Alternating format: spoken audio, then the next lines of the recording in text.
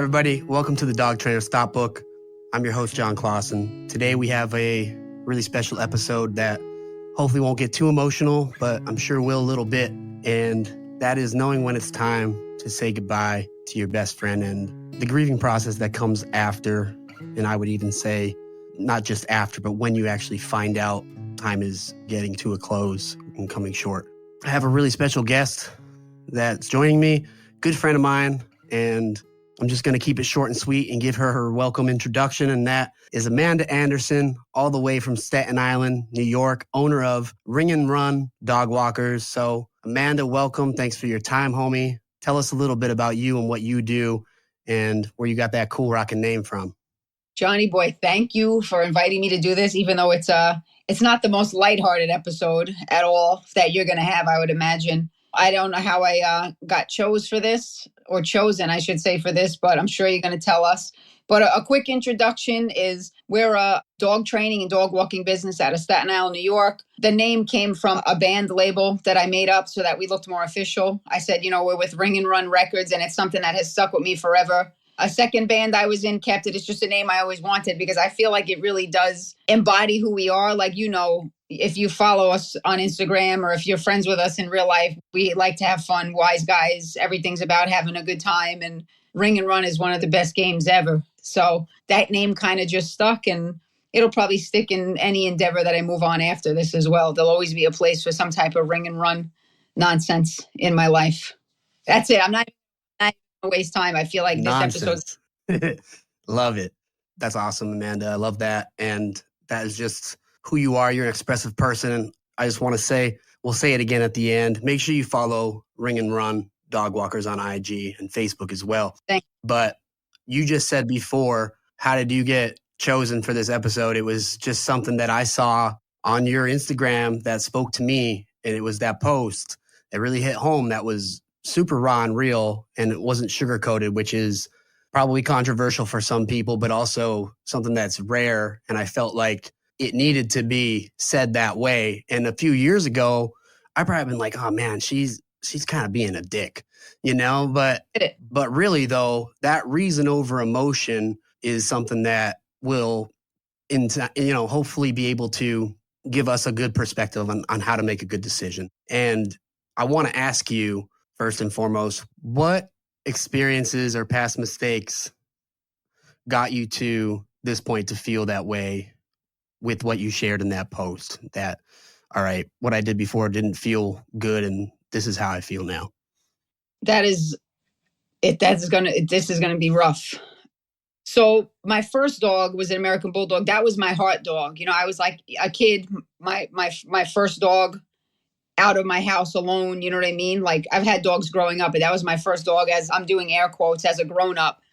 But she was a cancer diagnosis kind of later on in her years. So it wasn't a decision that I had a choice to keep going or not. You know what I mean? It was kind of like, just wait for this, and I don't really regret anything there because I try not to regret things. I try not to live like that.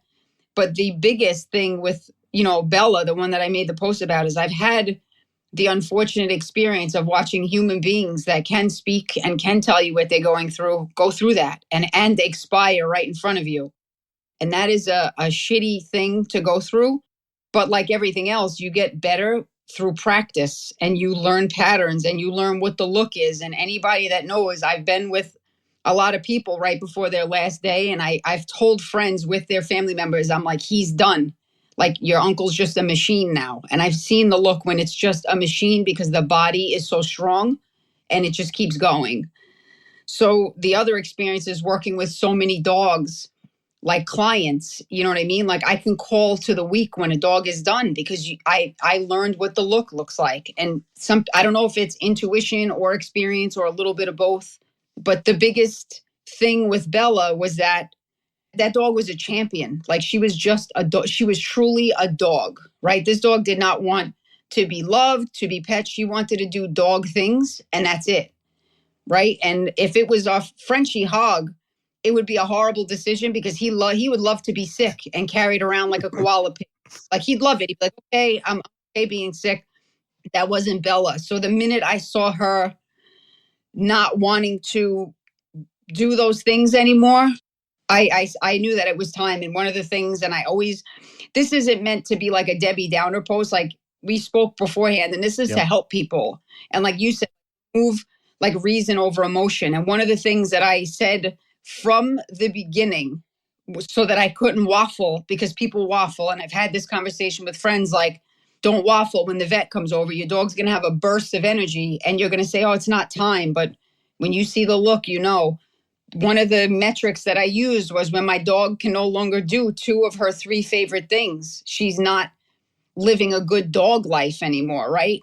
So for Bella, it was like playing, walking, and eating. I mean, that everyone uses eating as a metric, which to me is pretty cruel, because why are you waiting until your dog can't friggin' eat, can't do a basic biological function before you feel comfortable? So it was a way of me like honoring my buddy. You know, she stopped wanting to play to some degree, like walking was out of the question. She always wanted to eat right until the last day. So that's not a good metric for me. And I've seen other dogs that do that. But when I saw that she was no longer enjoying her time more than not enjoying it, I knew it was time. And the one promise that I made both out loud and to myself was that I would walk her into the vet's office and not carry a skeleton, because I watch people do that. And I'm like, man, your dog died a week ago. It's just a machine, you know? So I was very proud to walk her in. And I know that was hard. I was not getting a lot of reassurance from people. You know, even my family was like, oh, wait and see, wait and see. And I'm like, she doesn't owe me this time. She doesn't owe me the vet digging further. And, I sent you the email I sent to my vet because I couldn't vocalize what I was feeling. As a doctor, he wants to keep looking. And he was right. Like there was internal bleeding going on. He's like, I think we can address this. But I know that my dog was done. And for all she's been through, like medically, she's had a lot of medical oddities go on. And he's probably double digits of surgeries and ear removed, cancer removed. Like that dog has beat so many things. Like she's allowed to be tired, man.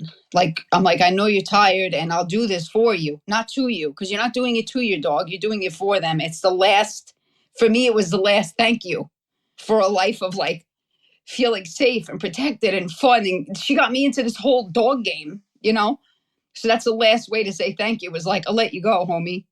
But I don't know. I'm probably dipping into other questions, but that was the No, answer. that's perfect. No, that's... And she could with 3 of her favorite things. Yeah. I'm keeping it here for me, Man, it's tough. She just goes into not waiting until last minute. Right. Make sure that, like you said, you can go in there and say, I didn't do that. And that's something I'm cool with opening up and sharing. It was my first dog. I had him since I was 17 years old. Going to be 2 years past a month from now.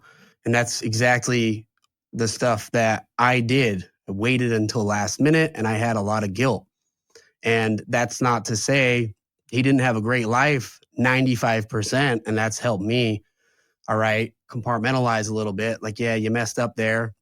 But at the end of the day, I was still the one that I carried him. He fell over and had a seizure out in the backyard. I carried him in the house. I was there with him until his last breath, which was traumatic for him and for me. It was terrible. Seriously, I never want to go through that again.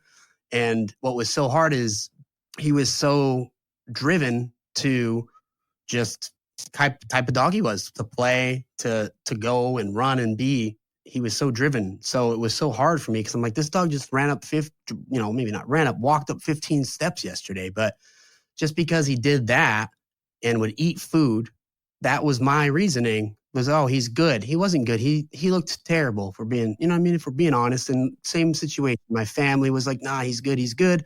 And, like you said, experience, like now I have that experience, unfortunately, which was the dog had to indirectly at the end suffer.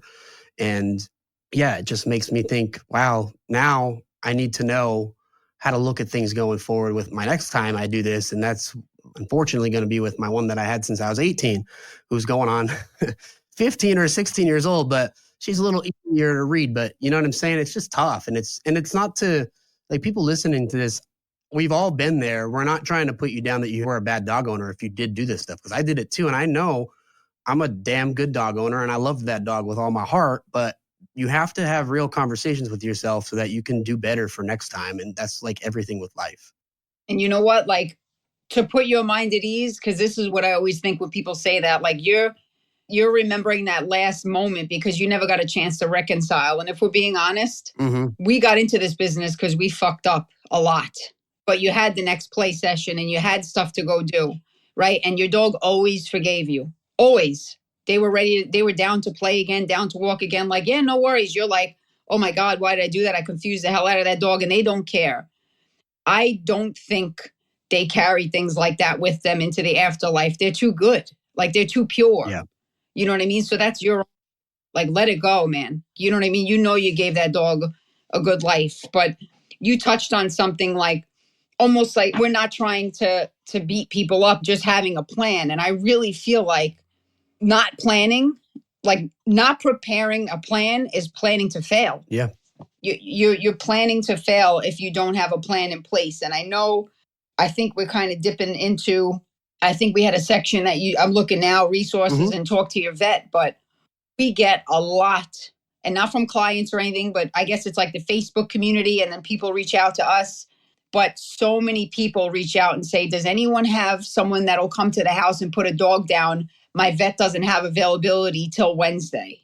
I don't think people realize when their dog is at the end of their life that your vet may not drop everything to help you. And we had that conversation with one of our clients this person hung on way, way too long. And they said, well, I feel like I'll know. And I said, well, how will you know? Like, when the dog is in pain, like physical pain? And they said, yeah.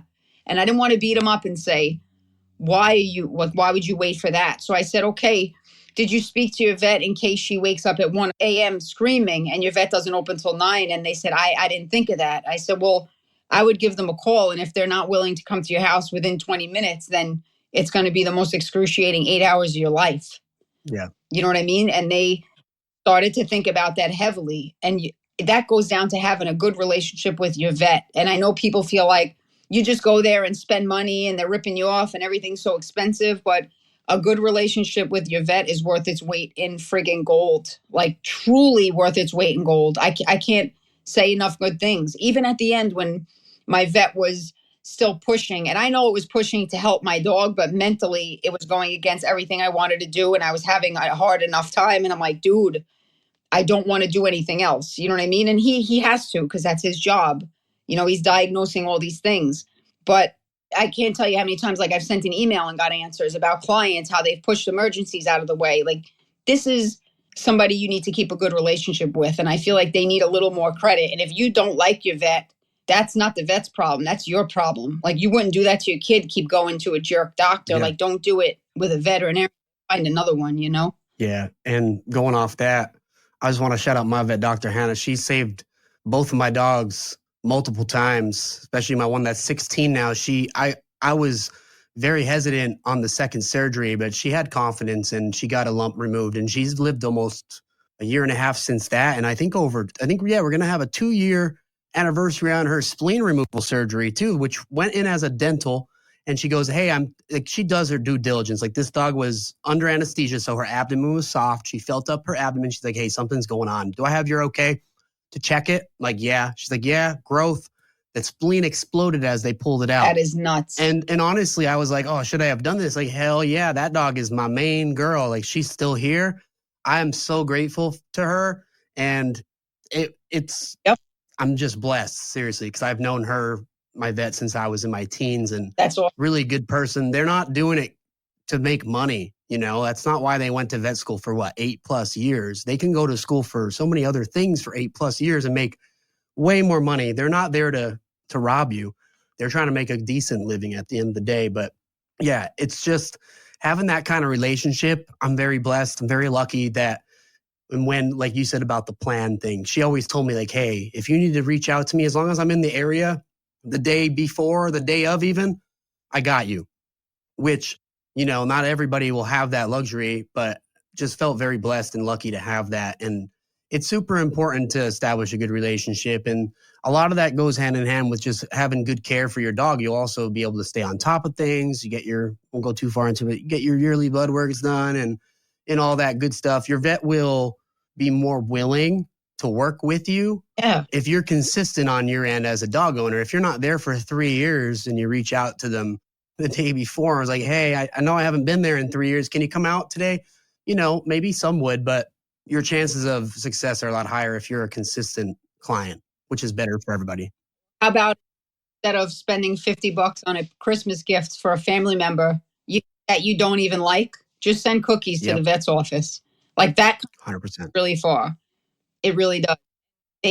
Like you said, they appreciate people that do take care of their animals. And if you're not asking for favors all the time, like I keep favors in the holster for when I really need them, and you don't take advantage, but it's helpful to have a vet you can call that will not make you come in for an office visit and will renew your meds for you over the phone. But that comes from showing that you can be trusted and show, like we always take our dog home after surgeries where they normally stay there because my vet gives me clear instructions and we stay in touch. And you have to earn those stripes with your vet that they can trust you to care for your own animal. And not that some people can't, because everybody's got a different skill set, right?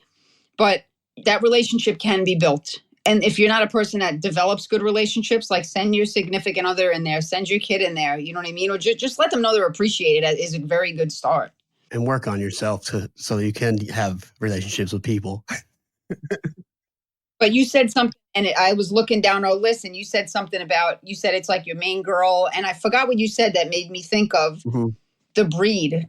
And back to knowing when it's time, like breed does matter. You know what I mean? If you have because you're talking about your dog, like still being tenacious, like most pit bull owners that really have, when I say real pits, I don't mean like the fat pies that just want to chill on the couch, like a good pit bull that wants to go kill little animals and hang off a rope and play forever. And don't get bent about killing animals. Anything with terrier, I put them in that category, right? Jack Russell Terriers, Yorkie Terriers, Pit Bull Terrier. A good one wants to go do those things, right? So your dog might want to do that. We've seen it, right? Their teeth fall out and they still want to play tug. I'm like, why is there blood on the floor? The dog's toenails are in the backyard. I'm like, maybe we should do that. Let's do dinner first. Yeah. You know what I mean? But if you know your breed is predisposed to being able to take a beating and genetically has high pain tolerance, it's very important to factor that in as well as the dog's personality. Because a tenacious dog is not going to complain until there's problems. And that's when you see dogs like yours. Your dog's spleen was probably going to explode on a any walk. day. Yes. I think she purposely was moving slow because she knew it was weird. Like there's an intuition. After she got it out, she started running more again. I definitely, and I want to touch on it because those things that really, I learned a lot towards the end with Bella. Those things do creep up on you. I see so many people blaming things on the dog's age. And Bella was, I think, almost 14 when she passed, but right around 12, she started to slow down like significantly. Like, you know what I mean? I'm like, wow, she's getting older. Like she didn't want to play with Hog as much. Like she wanted to play, but not a ton. And then one day I went to give her like this weird, like hardish treat. And it was almost like a pencil. Like that was the texture of it, like a hard stick looking thing. And she winced. Her hair went up. She ran away like tail tucked. And I was like, holy cow, she's got something going on with her tooth. I bring her into the vet's office. He is pressing and pushing. And I said, I know what I saw. He goes, I believe you. And that from having a good relationship, he goes, I just can't find it. We take her to a dog dentist, whatever you call it. I don't know if that's what it is. So they end up seeing like a few broken teeth where like pulp was exposed. And just that little movement from that treat was shooting her with like a zinger. So I said, I can't believe we're going to put this through this dog. Like she's already like presenting as senior. Like, do I want to put her through this, like another round of anesthesia? Because the anesthesia was a killer towards the end. I mean, 2 days of belly aching and she didn't rally as well. I felt like she got a little dopier after every round of it. You know what I mean? Mm-hmm. So they end up pulling these teeth out and she turned into a friggin' puppy again, like legit. And I'm like, oh man, when you start shaving those layers of stress away, like we can't just blame it on our dogs being old. I see a lot of people, and I won't promise I won't go into this, even though I'm really passionate about it, with severely overweight dogs whose vets are not having that difficult conversation. And they're saying, oh, the dog's getting older and slowing down. And I'm like, yeah, your dog is uncomfortable. If you remove a layer of stress, which is a few pounds, Their joints will feel better. Like, think about what you feel like after the holidays. Like, you go to tie your shoes and you're winded. You know what I mean? Maybe not you, but it happens to us common folk. You know, you put a few pounds on and then you feel like shit. And I'm like, you have to remove these little layers of stress. I've seen dogs cranky over ear infections, toothaches. You know what I mean? They'll have something that's stuck in their toes or something they can't get to. It's important to really know your dog. And again, to circle back to the breed, like, some dogs do not complain until they are in real trouble. This dog had meat sticking out of her tooth enamel and did not complain until she bit a treat the wrong way. Like, that's a dumb pit. You know what I mean? It's crazy that we are talking about dental stuff, because that's what I just said before, put Sweetie into surgery, because I didn't even notice. I knew her teeth. She had a couple of slab fractures that she had removed. She had dentals in the past. And all of a sudden I see swelling over here on the gum underneath, coming out, like bubbling out. So I look, I'm like, what the heck is that lump? And I look under, and this whole tooth is infected and it's rotted. Abscess. I'm like, oh man. So I text my vet and she's like, I can get her in the next morning. Boom. Like, very lucky that we got that done. And she checked the spleen, because any day that thing was going. So, and that still didn't like put her down where she was like sleeping. She was just showing finally some signs of discomfort, which she's just a tough old lady. You know, she's gotten a lot of scraps before. She's like Mike Tyson. She's like 55 and 3 with a couple knockouts, you know, but she doesn't care until it's really dire. So yeah, you got to know your dog. You got to know your dog and the breed. Shave those layers of stress off and they come back to life. And especially, like you said, with the breed, you can't count them out till they're out. So if they're presenting as senior, there might be a reason. It's not just the age. Because my friend said it, and she said, age is not a diagnosis. And I'm like, for sure. It should be a factor when you're trying to figure out a plan of action moving forward. But age is not a diagnosis. Like, there are dogs that go up into their late teens. You know what I mean? I think a dog that's 12 is a gift. Yeah, I'm trying to get her into 20. I don't think maybe we'll see it, but I think we're 15 or 16 now, and she's looking pretty good. We're getting a little bit of slowing down, but she's crazy. I was telling you, she goes out on her own walks and she kind of waltzes around, and she comes back on her own and yells at the door, beats to her own drum. And yeah, like you said, a dog that's 12 plus, it's a blessing. It's not, it's not a given. That's how I feel anyway. You know what I mean? I just feel like there's only so much you can do food wise and vet care, mitigate, the shit that's on people's lawns and the stuff we're spraying in our houses. And for us too, gotta watch what we're 100%. Yeah. So I want to leave this portion with a little bit of something you said, and it's a quote, and you touched on it a little bit, and then we'll go into some grieving stuff. But you said, they don't owe you more time waiting while you try to dig for answers. Letting go is the final act of kindness that they deserve. And I love that quote. Yeah. I don't even remember when I said that. You said it though. I think it's beautiful, and it's very raw and real, and it's not sugarcoated.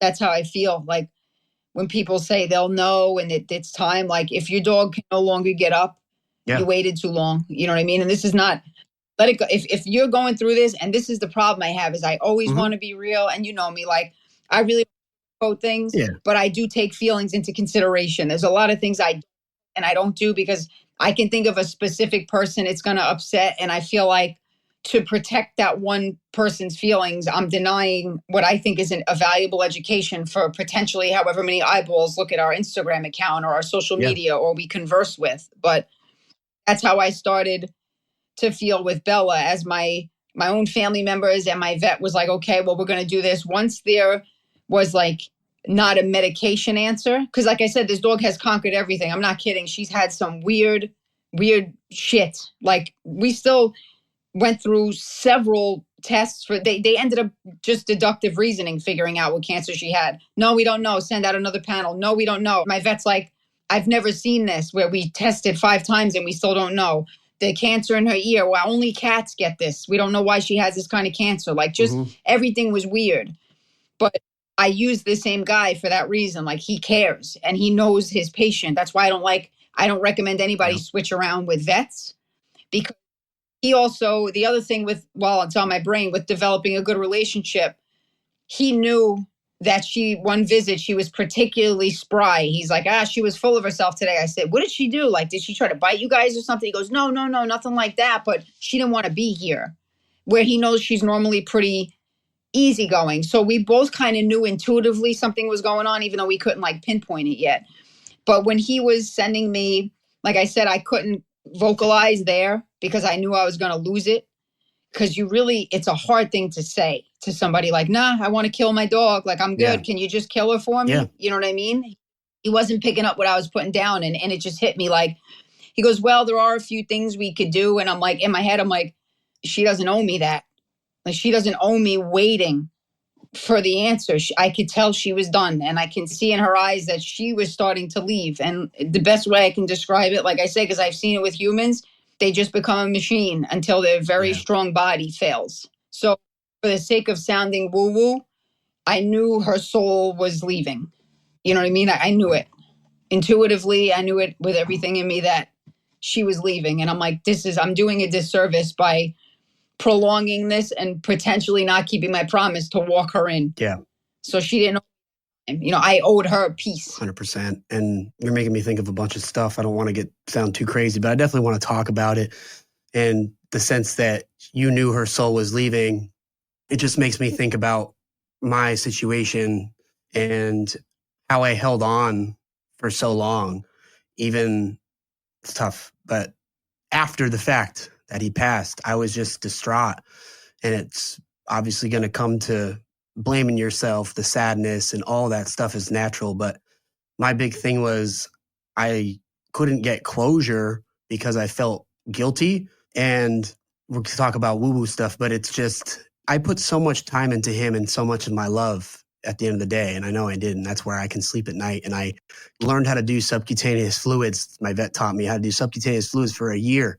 I would do for him. And he was a trooper about it. And he would have good weeks because of that. We had an extra Christmas. He was happy and all that stuff here. This is the first time at this house that I live in now. I was like, I have to have a Christmas with him, which is a little selfish, but you know what?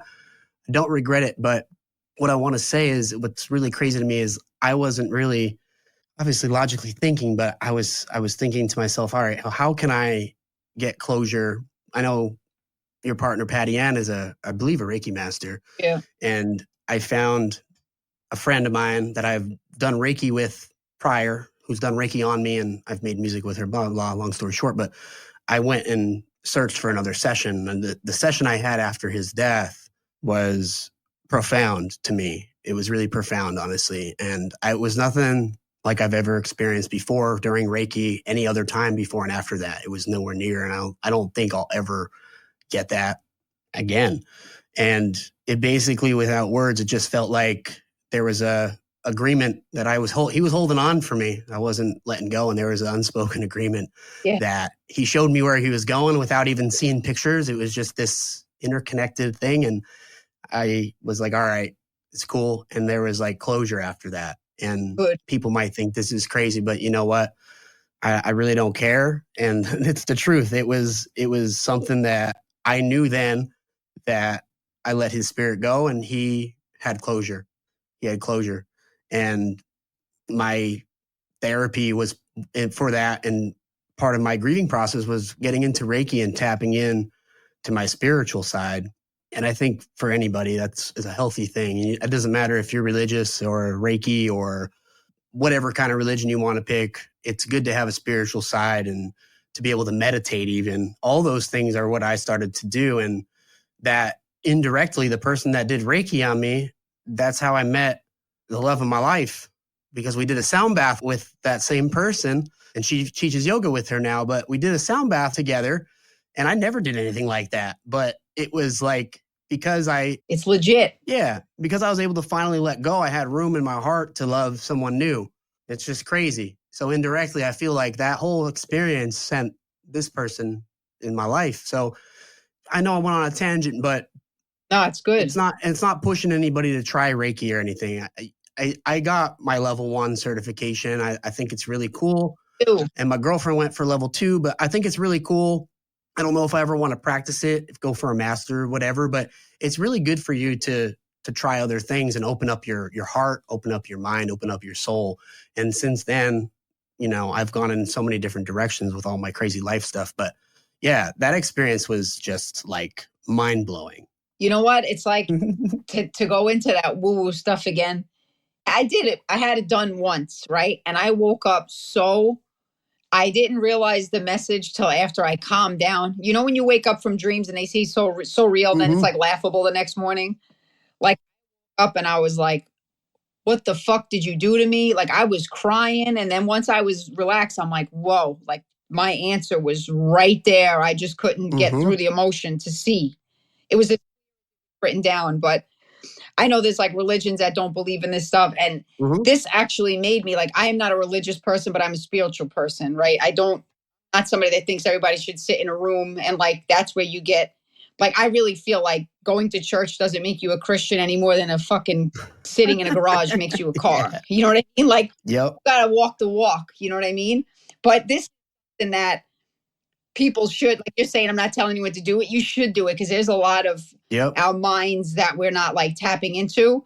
And that makes me respect religious people anymore, even more. Cause I'm like, I can't convince them that this is real other than I know it in my heart. And I'm like, that's how they feel about religion. You know, it just is what it is. As long as you're not hurting anybody, believe what you want. But I did have a weird, I don't know if I told you about it, but I had a weird experience leaving the vet, and it wasn't, you know what I mean? It's like when you're trying to tell someone a dream, you're like, I was in my high school, but it was my living room. And everyone's like, what the fuck are you talking about? Like your brain is in 6 places. It was a vision, but it wasn't like I was daydreaming. Like I left the vet's office and there was woods on the right of me. And deep down, like we've been in those woods, but not in that specific area. And I felt like I was going to get honked at. Like my brain went into slow motion. I feel like I was at that light for a while, but I saw, I saw Bella running through the woods. And as she was running, she was growing muscles, like started looking younger. And I'm like, whoa. And I was trying to stay calm because I didn't want it to go away. And I'm like, what's happening here? And she just ran. And all of a sudden, her shoulder muscles were open. She stopped. She drank water. She didn't look at me, but she kind of looked at my direction, left, right. Wow. And she ran like she had somewhere to be, like she was running home. And I'm like, wow.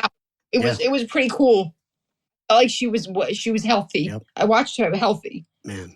And that was pretty cool. Yeah, people are like, why did I just waste my time with these 2 fucking idiots? Like they went from like spit knowledge to turn to hippies. Hey, you know what though? That's the way our brains are wired, and that's who we are. We have a lot of different experiences that we keep, and that's just what it is. And going on that, I'll tell you what, those experiences, and that's beautiful that you experienced that. And I think that's the thing we're trying to tell somebody is until you experience it, you won't quite understand. And it is a really beautiful, eye-opening thing. And it validated for me, wow, there's definitely something going on after this, that there's a whole other realm. And oh yeah, it helped me, like I said, have closure, and I felt good. And there was something that I had like these messages just shooting across my brain as that experience was going on. I was like shaking, crying, whatever. But yeah, it gave me validation of that, and that everything was okay.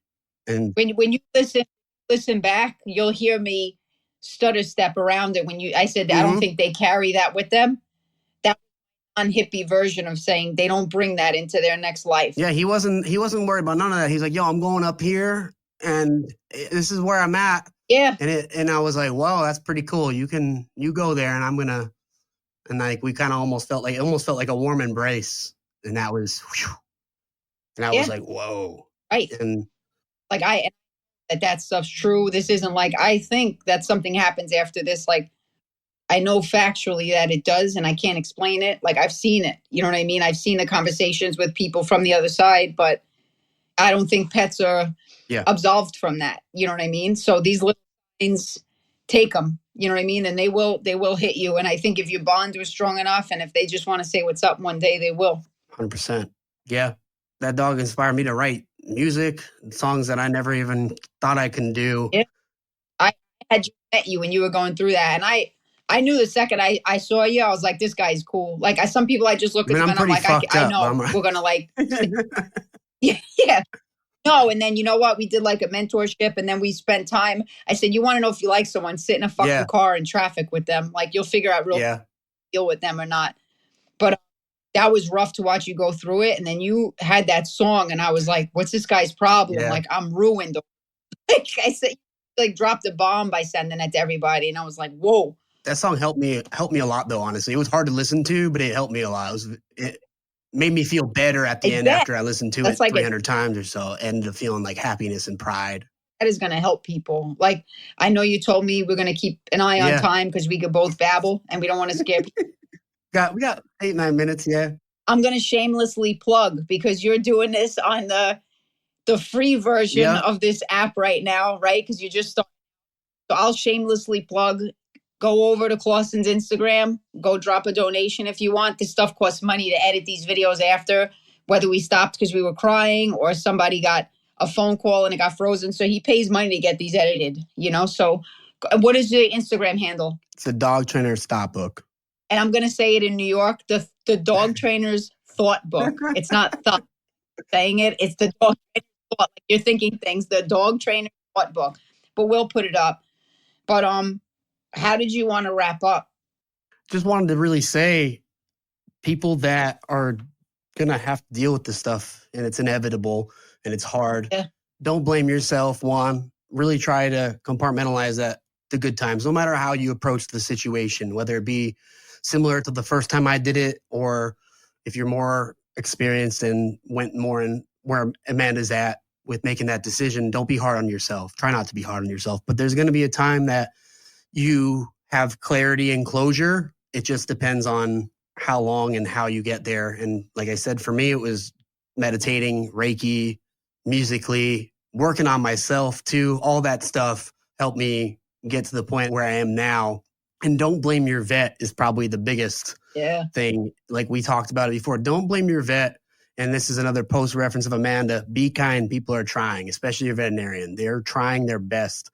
And I know it isn't always black and white. And it looks like, oh, they're trying to make money and all this stuff. If you have a good relationship with your vet, they're going to try to work with you. I mean, my vet has worked with me with so many different things. And it's in their best interest to keep your dog alive, right? Yeah. If anything, it's in their best interest to keep your dog alive. Like they're not looking to hurt them. Yeah. Just be kind and try to be logical. Cause I know when we get emotions involved and it's so hard, my vet had to tell me, knowing me for half of her life. And this is like within her first couple of years of practice, she had to tell me my Trey had stage 3-4 liver kidney failure. You know, do you think I was like, oh man, fuck you? You know what I mean? Like some people get like that. And I was like, oh my goodness, like I was shell shocked. And I'm sure I looked at on her face, I saw how horrible she felt to have to deliver that news. And, you know, just to raise some awareness too, like veterinarian suicide rates are super, super high compared to most professions. It's one of the top 3 or 5. You're not seeing happy, healthy dogs. Like you're going there because something's wrong. But it's tough. Yeah.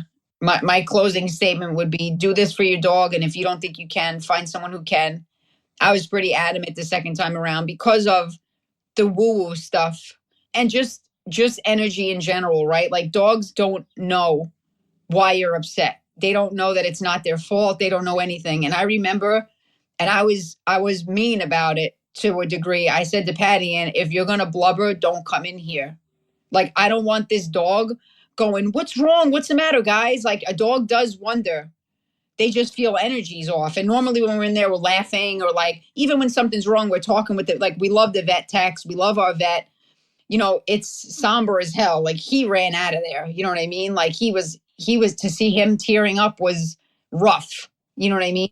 But yeah, the one thing I didn't do was like go in. I just went in and stayed as stoic as I could and having a normal conversation. Like, all right, let's go. You know what I mean? I didn't want to like cry around her. Don't get me wrong. I lost it when I left, but it's tough. And the last thing you need is for the last week of their life is for you to be an energetic, blubbering, unsupportive mess. So if you're feeling that way and staring at your dog every day, it's time. I woke up every day and I said, you're still here. I did that for a year. You're still here. And I would be happy. You're still here. I didn't wake up going, oh man, she got up slow this morning. Like I was appreciative that she actually was still here for as long as I could with her. I didn't come in and get sad that she was, you know, I just appeared in the living room one day. So I knew her hearing was going. Like she looked up like, when did you get here? And I'm like, oh, you know what I mean? I feel like I owed her at least that to just still stay happy because they, like I said, they don't know why things are happening. But I stick to this. The last gift we can give them is the gift of peace. You know what I mean? So give that to them. And a week early is better than a week late. A week better than a day late. Absolutely. I love that. So with the final remarks here, I want to give everybody your information. So I want you to plug your social media with some pride. So where can everybody find you at? We stay heavy on Instagram. We're on TikTok. We are on Facebook, but especially now, like it's a political hotbed. I stay off all these apps. TikTok, I find, is wildly overstimulating, but I use that to post dogs that we foster because I do think it's important to get them out to more eyes. But we're mostly on Instagram, and we're just literally out trying to encourage, educate, and empower people. We want to make pet ownership fun. We're ring and run dog walkers.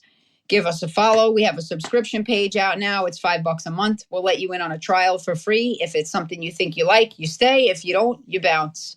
But we got a foster dog that we're showing, from A to Z how we got him where he's going, where he is. And I'm proud of it. He was a knucklehead and now he's doing good. And we documented a lot of it in hopes of helping somebody with their new dog. Not so much at a foster dog, whether you bought it, fostered it, adopted it, whatever. Dogs are dogs. So Ring and Run Dog Walkers on Instagram would be the best place to follow us. Make sure you guys go follow Amanda, Ring and Run Dog Walkers. With all that being said, that was the second episode of the Dog Trainer Stop Book. Amanda, thank you so much for your time. We're going to hang out a little bit after that, but I appreciate you very much. And everybody stay tuned for more episodes. Peace out. Hey everyone, John again with the Dog Trainer Stop Book. Make sure you go support and follow Amanda at Ring and Run Dog Walkers on Instagram. She has a great subscription page that is packed with so much value at a very affordable price. You really can't beat it. Lastly, if you'd like to be part of supporting this project, you can do so by donating through PayPal at DT Thoughtbook. The link is in our Instagram bio and in this episode's description. Either way, thank you so much for listening and your continued support.